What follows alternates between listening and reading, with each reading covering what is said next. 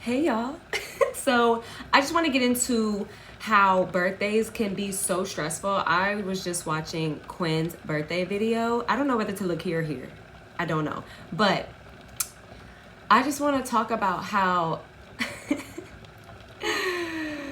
I had literally the worst birthday experience. And I think it's like birthdays suck because they can be so embarrassing, and it can really show you like the people you think care about you literally could care less about the day that you were brought here on this earth.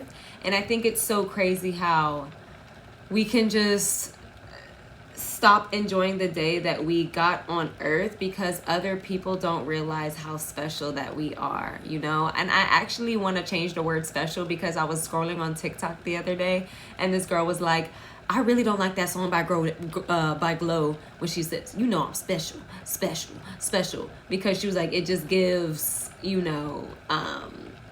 that's actually so. I'm not going to continue that thought because I feel like that's offensive, actually.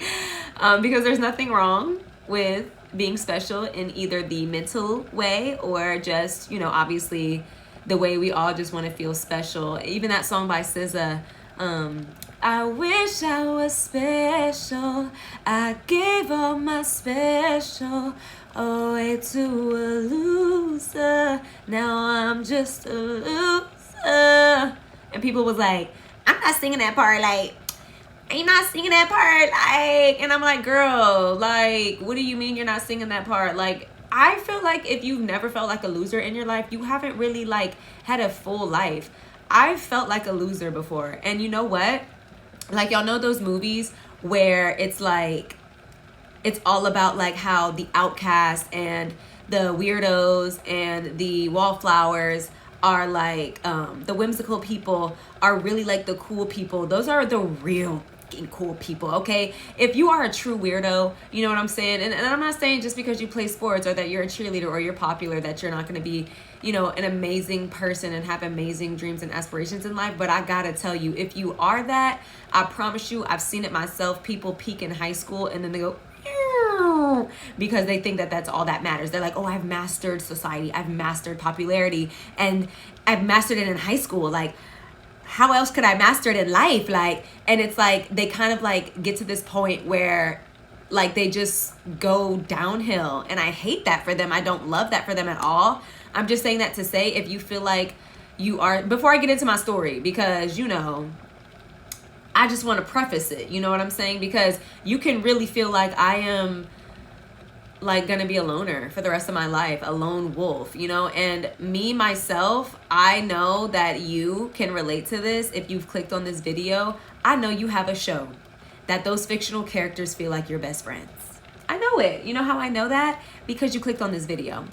Mine is Teen Wolf. I felt like they were my best friends. They were always there for me I don't know if it played every Monday night or every Tuesday night at 8, 7 Central, whatever time it was, baby, they were there for me every week. Okay? And as being an adult, like I was crying about it because I was like, oh my God, the only set of people that were there for me in my childhood, I'll say in my years of adolescence, which is like when you start becoming a teenager, were fictional freaking characters. I love that for us though, because it gives us such an amazing personality. Y'all, I'm trying to get both sides of my face. It gives us such an amazing sense of how special friendship really is. I don't take the word friend lightly, especially after things I've been through in high school, in college, and after. So with that being said, let me get into the time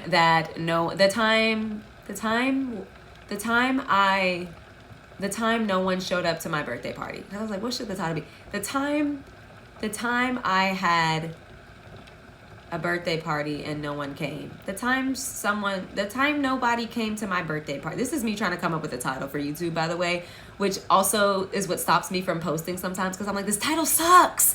But I don't know, like I just like overthink things and anyways, let's get into it, y'all. So if you watched my first storytime video, I was telling y'all about how I was literally the ugliest girl in school, or rather I felt like I was. And I was the new girl a lot. And I told you guys how I was literally like always the new girl, and I was literally the only little black girl in my class, and I'm looking around trying to find some other kind of chocolate people. I see no other chocolate people.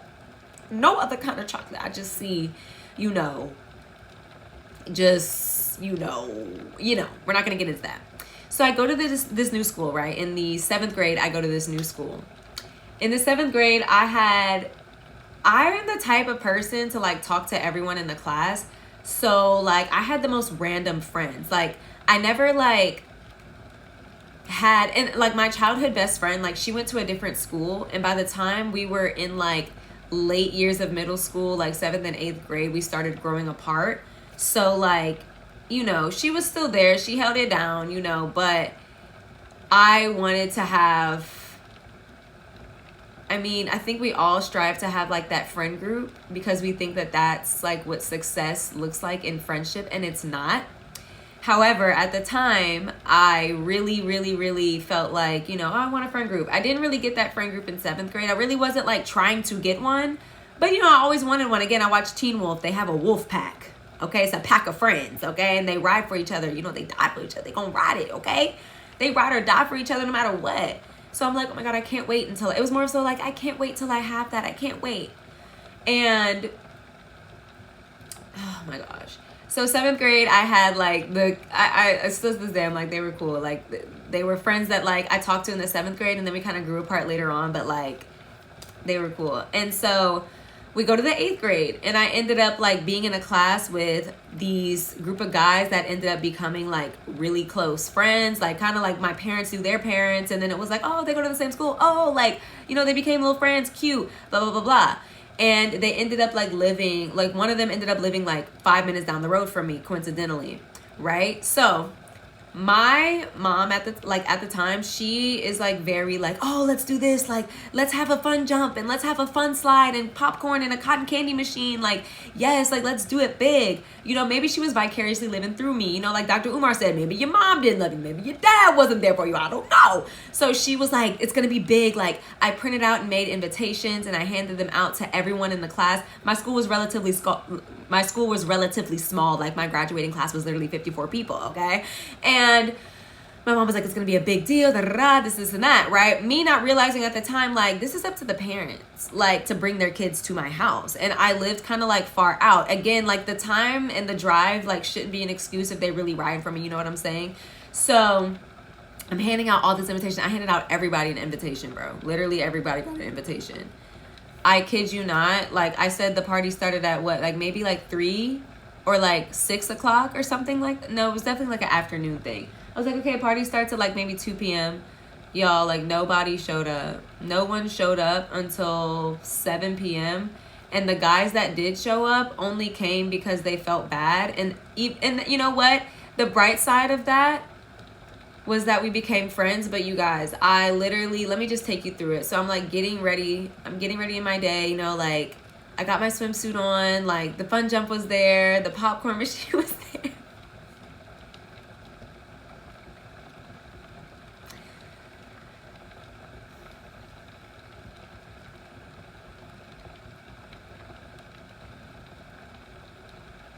I'm like, am I about to cry?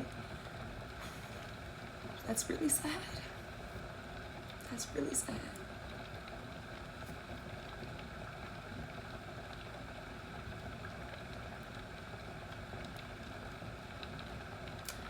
It just, for some reason, my mind just like, I just hear like, it just sucks not being being the last pick, or being the person like that's never picked for like fucking dodgeball. And I was just like looking around like,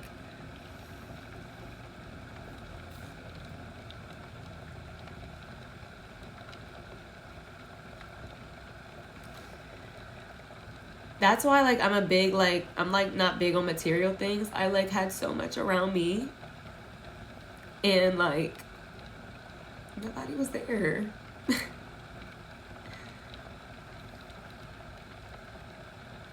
And I was like looking around at everything, And like, it's just like, damn, no one's here.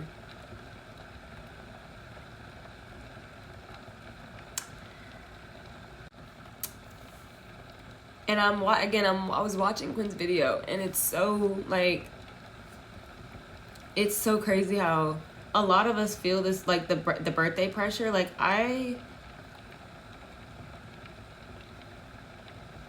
I've never had a birthday where like my friends like genuinely just like all came together and was like, I really want to love on her today, and I really want to show her like how important she is to me. And in like, okay, that was in like the 8th grade, right?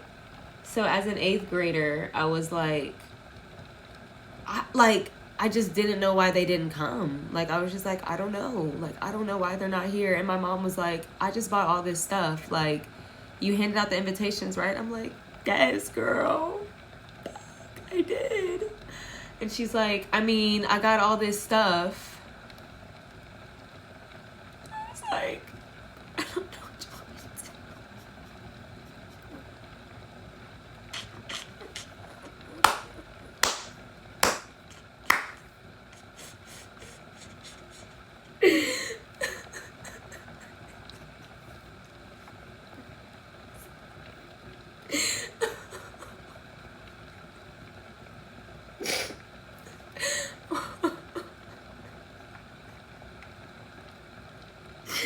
Oh my God, it's like funny, but it's not.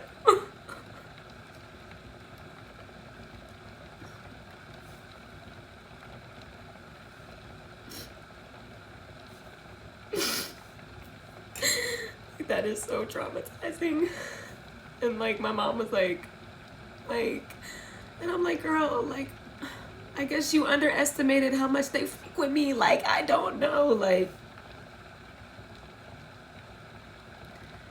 I think like a big part of it was like my mom being like, girl, you just had me buy all this stuff and nobody's here. Like, for hours, no one was here.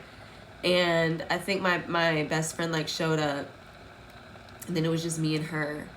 And then like, at the time, she was like, I don't know, like she was like texting one of my guy friends, and so like she was telling him like no one's here, like, you know, da da da.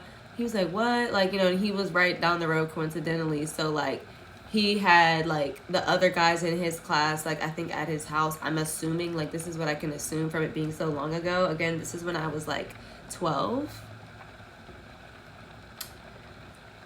So, or 13, turning like 13, I believe. And they showed up, and that meant a lot to me. But, you know, hindsight, I have a lot to like process like about it. Like, it meant a lot to me, and they were all good intended. Like, you know, I mean, we were 13. They were just like, y'all got what? Y'all got popcorn and cotton candy and a slide? I'm there.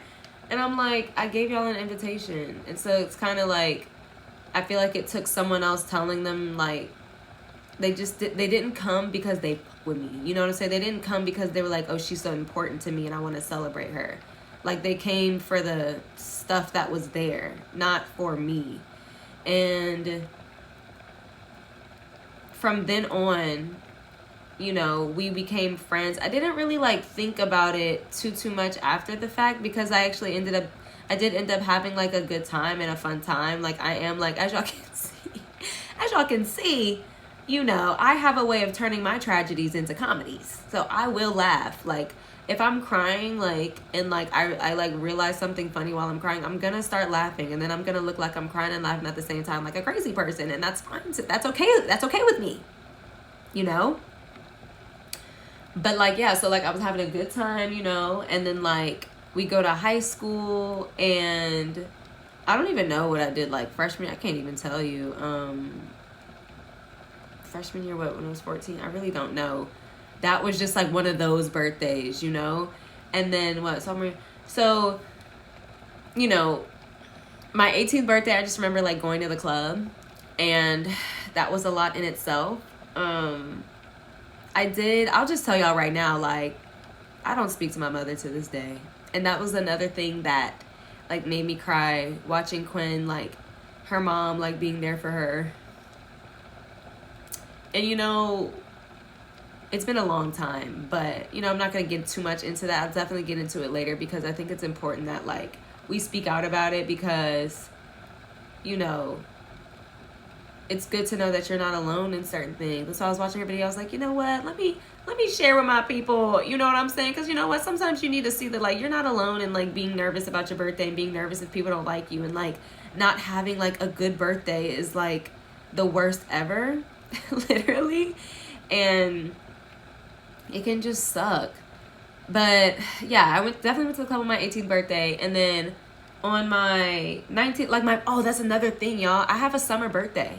Like my birthday is not during school, so it's like it's always up to just like my family or me to make my birthday like special. And like I don't think you need to have a birthday party every year, but when you realize like you have like no real true friends, it really does something to you. It really does. Like one of the last, what was it? I think like when I graduated, I think it was when I was 16. Yeah, because I'm not going to sit here, like, you know, there were, you know, I got gifts and stuff, but yeah, I just never really, like, people didn't really show me that they, like, really cared about me on my birthday, besides, like, getting me a gift. And again, like I said earlier, I'm not really a materialistic person. Like, I just want you to be there with me, like, show up. Yeah. And again, like, I think at the end of the day, because I always do want to like come full circle with the story times, especially if it's something like this that's like traumatizing. It's good that those people, your birthday is to show you who really is riding for you and who really does love you and who really thinks that you're important to them. And like, so that's why I'm like, I'm not gonna sit here and act like I need 20 people or 80 people to tell me that they love me on my birthday, especially if they really don't like have true love for me. And so your birthday really does show you who really thinks you're important and how much they really care about and prioritize your feelings on your day.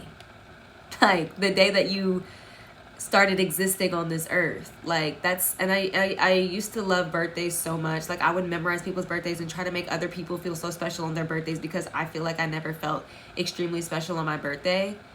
And at first I was like, man, like why don't I have people like making videos for me, like saying like how much they love me, what they love about me. I feel like I do so much for so many people all the time. And that's when I was a really, really, really good people pleaser. Like I ain't gonna lie, if I'm gonna do something, I'm gonna do it good.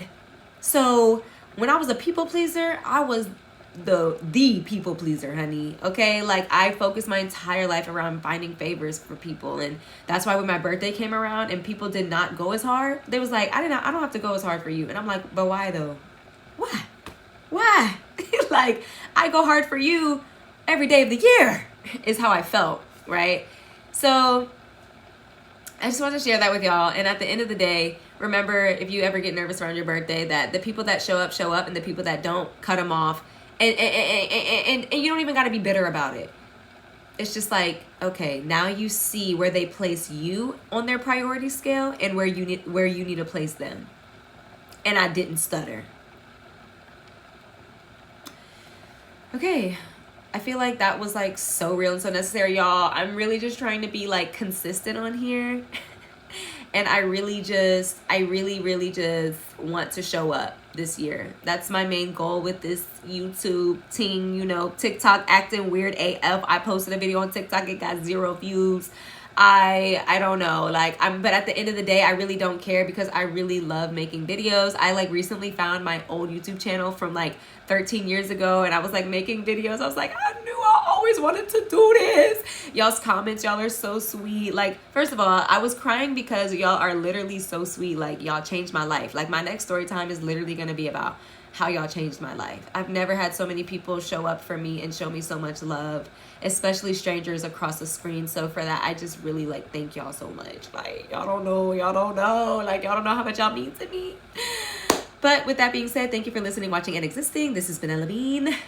Until we meet again.